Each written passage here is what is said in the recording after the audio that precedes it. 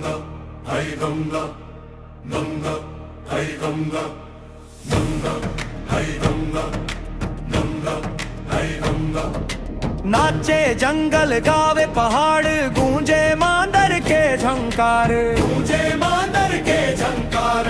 आगे आगे तिहार हमार विश्व आदिवासी त्योहार, विश्व आदिवासी त्योहार।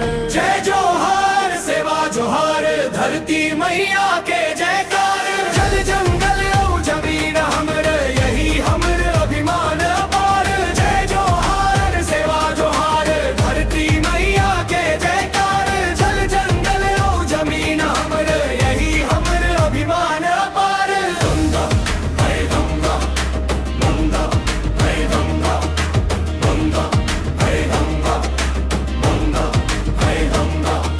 साल के डारा महुआ महके हरियर धरती मुस्काए, हरियर धरती मुस्काए। कर्मा सुहागेड़ी संगवारी खुशी के राग सुनारे, खुशी के राग सुनाए। पूर्वज मन के गौरव गाथा पीढ़ी पीढ़ी गावत हन। माया सेवा एकता के संग हम सब बंधत चलत हन।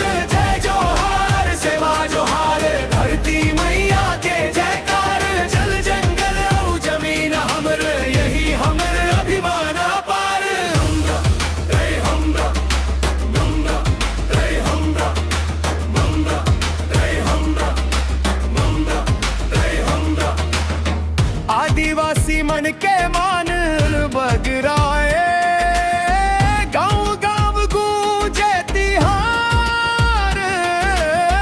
माटी पानी जंगल कार हमरे असली संसार।